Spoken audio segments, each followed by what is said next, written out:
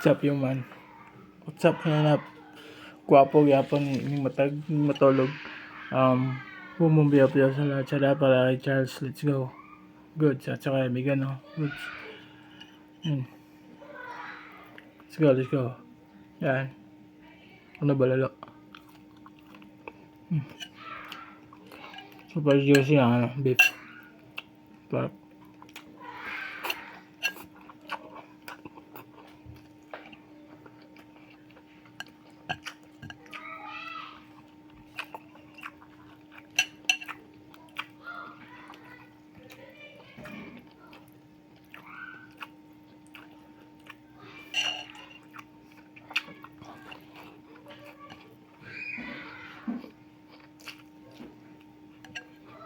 oh.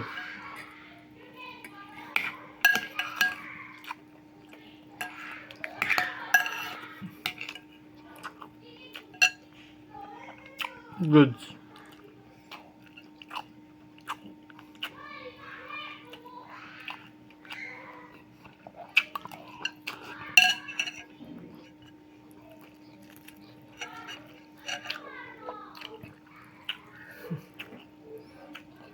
Go.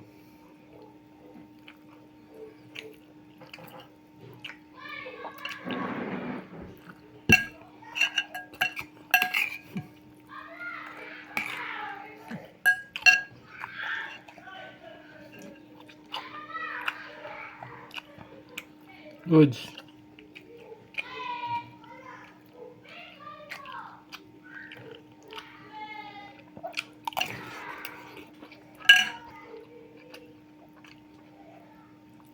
Let's go.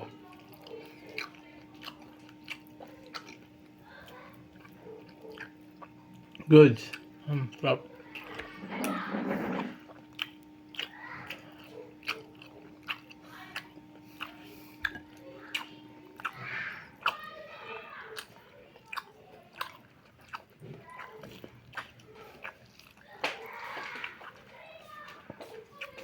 Let's go.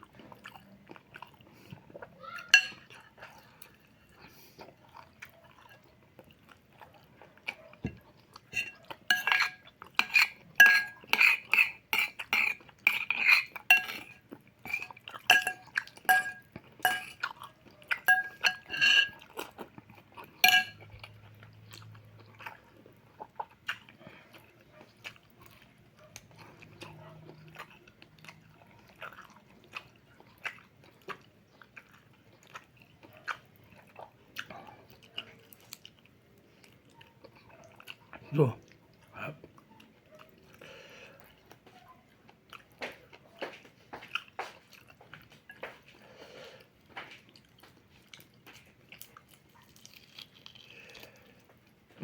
Good.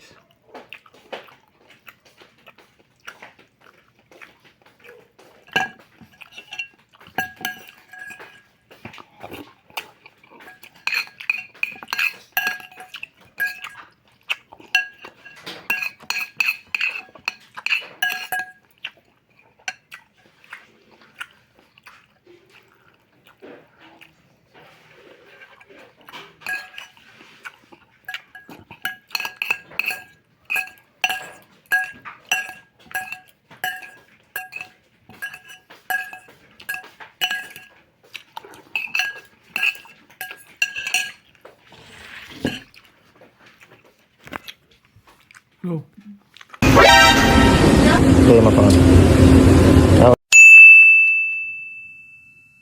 Sesi ni ah. Uy, sesi ni.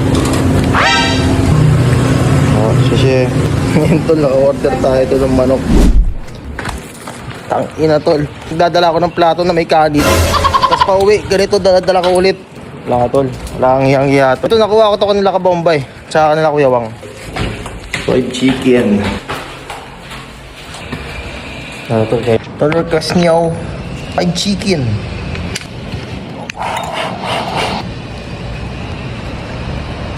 Solid yung ano doon, experience na yun tol. Suka tol. Matic na yan, hindi na kailangan tanongin yan tol. Siyempre kayo na naman mauuna tol. Tol, papakin mo na. Ako naman tol, laki ng manok nilo. Kasing laki ng mukha ko tol.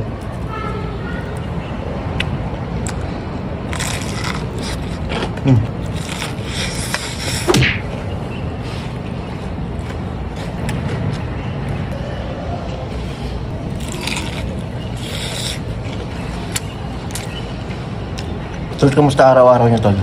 Balita sa araw nyo. Ako eto tol. Wala ka tol. Every other day na lang yung upload ko tol. Pinakain ng schedule talaga tol eh. Wala nung nagkaroon ng OT, overtime tapos nagkaroon ng Sabado. Tapos uuwi ka pa ng 8 PM. 8 to 8 kasi kami. Out mo nang galing trabaho, syempre babiyahe ka pa pauwi. Wait lang.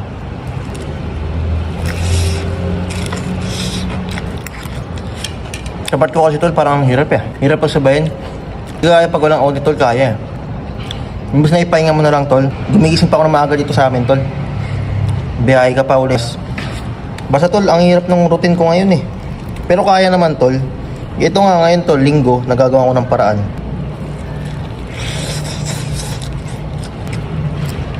Pero tol, kaya. Kaya tol, kakayanin tol.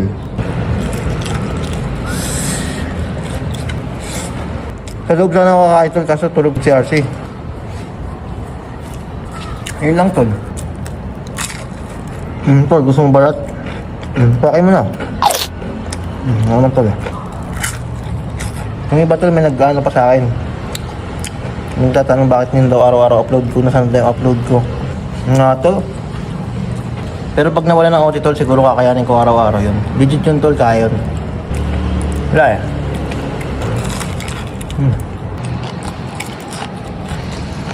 Siguro ititinda yung mga nakakita sa'yo. Sino ba to? Mukhang tanga. Pwede naman ipa-plastic na lang yung ulam.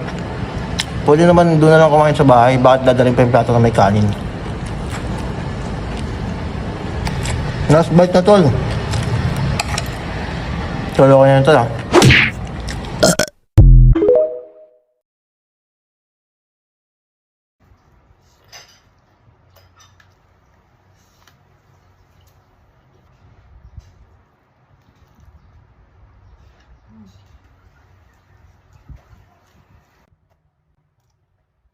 Potato corner.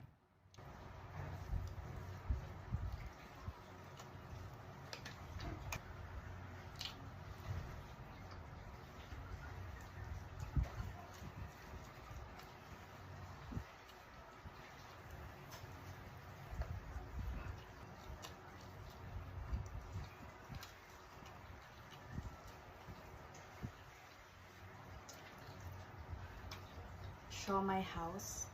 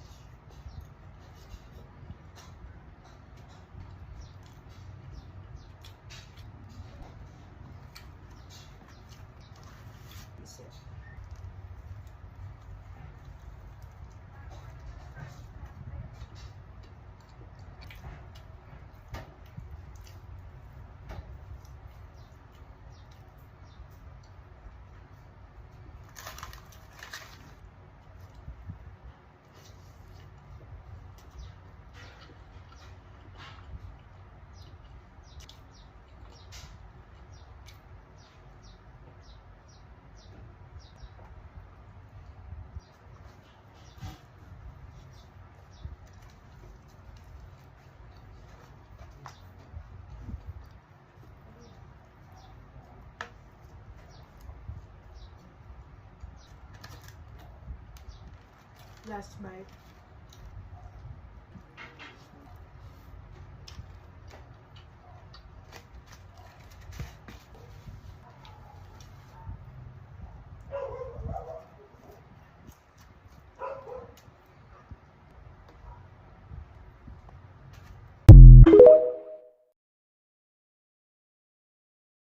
Galing pa tong Las Piñas ha. Tingnan natin kung malutong pa. Wait lang, sausaw natin. Sarap talaga ng lechon de Las Piñas. Panalo. Anong gusto niya? Anong gusto niya? Lechon panalo. Sarap. Ayan, lechon de Las Piñas guys. Ang sarap naman kasi talaga. Oh, tingnan nyo oh. Yummy? Ayan, tingnan nyo guys. Tapos sabay natin ang sea urchin. Ay, talagang panalo. Ayan oh. Busog ka na, tama. Guys, ano naman siya? Lechon! Oh. Ay.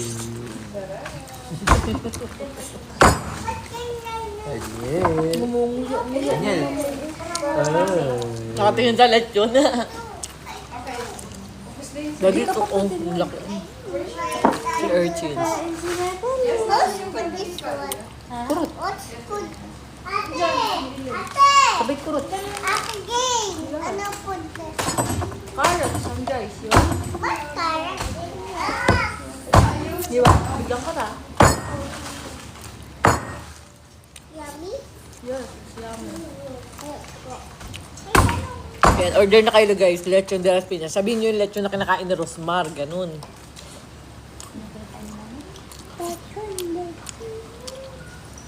Ikaw na, gusto mo? Pwede yun ipalalamog kahit malayo kayo. Sa Piñas! Yung Piñas! Piñas! No. Nat, gusto mo ba? Ay, kumain. Gusto. Ay, ayan, may banana. Gusto mo ba banana? Sama? Urchins. Uy!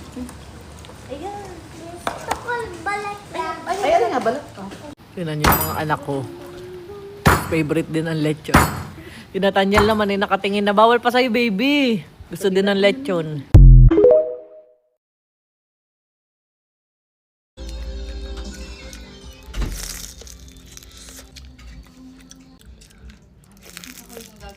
Yan, meron tayong lumpiang gulay. Guys, ngayon nga pala yung ating kakain na ay lumpiang gulay. Bumili kami ng 8 lumpiang gulay, tapos meron kaming spring dynamite. Meron tayong dalawang sauce, suka at saka itong special sauce nila. Masarap pa rin sauce nila, gawa ng may, may mani.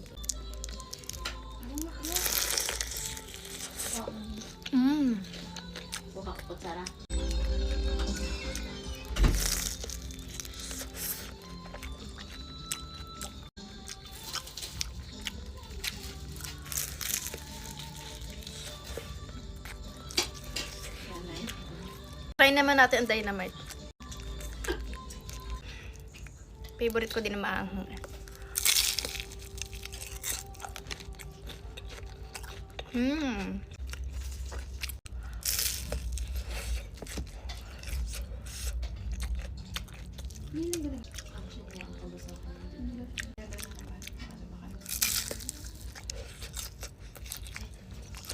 Guys, meron din tayo ditong suka. Tikman natin.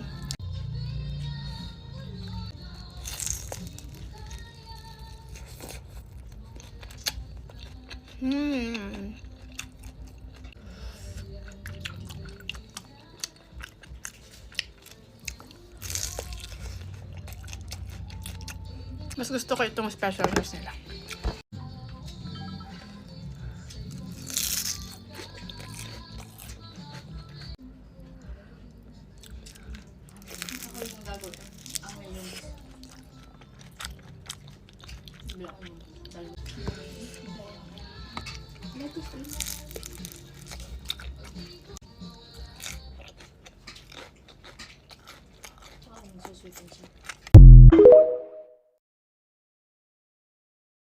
Hi loves, kain tayo lechon. So ito yung 100 pesos namin with 1 free drink. Tapos ito yung sarsa, oh.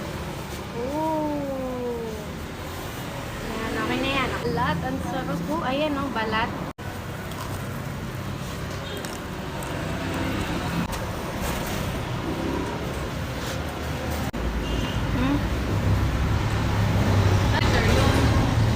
Java rice na din.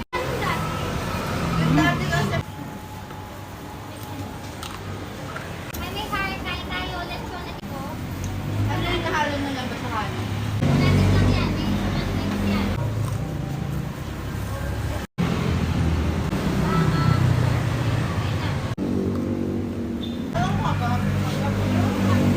Free drink ka pa.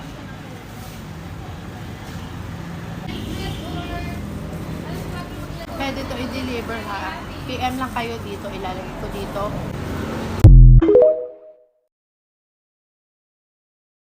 Mang inasal mukbang. Ay, hindi pala pang inasal to. Inasal mukbang. Nasa Sikihor kasi kami ngayon. Ito yung favorite restaurant ko dito so far.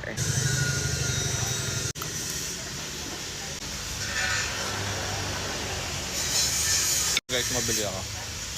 No. Bigyan ko to. Sige na. Ganito kaming maninipis. Half price lang. Half rice cooker. Inasal. Sile.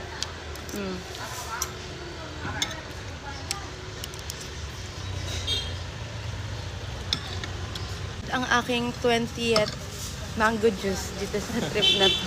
Bawat pupuntahan at kakainan namin, nag-order kami ng mango juice. Scientific explanation, bakit ang sarap ng mango juice kapag nasa beach ka. Lahat ng dinayat ko bago kami pumunta dito. Wala na. Diba? Nasira na lahat. Kasi ang sarap ng mga food dito.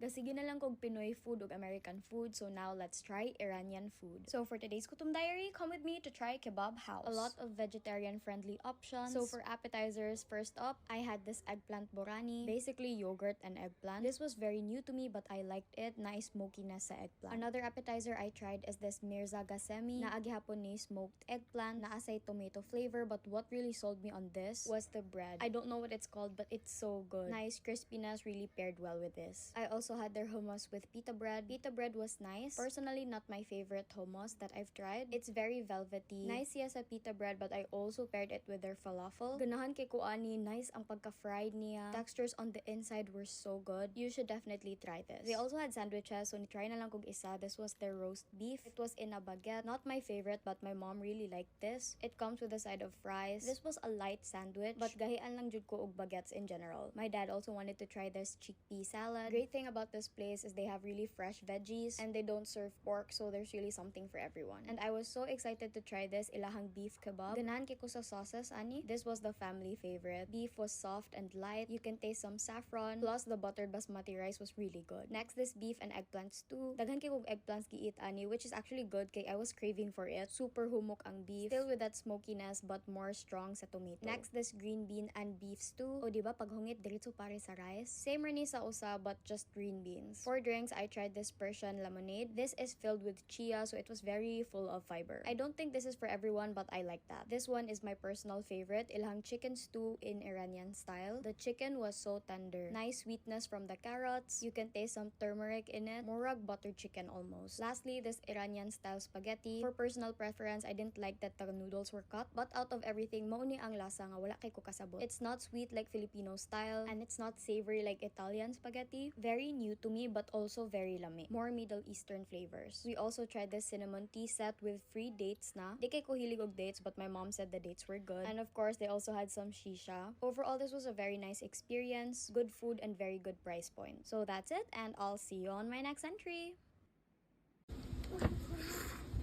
Ay, ano ba? Ay, wag kayong ayan, ayan, sabi ko, wag kayong maglaro dito. Diyos ko kanina. Nakita ko pa yung bro. Ito yun.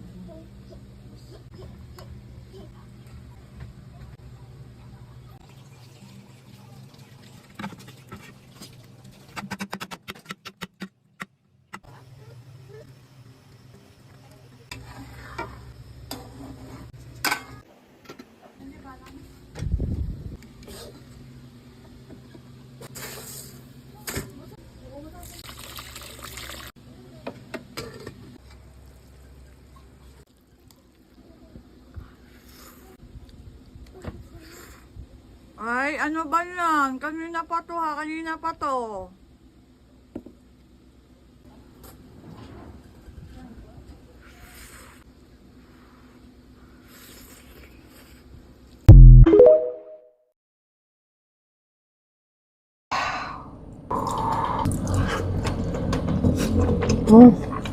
Kain, kwek-kwek. Makan dulu. Wah.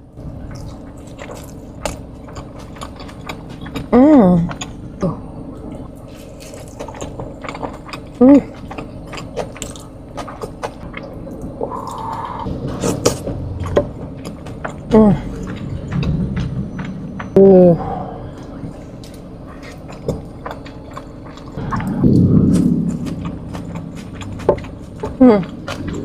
Oh my god. Wow.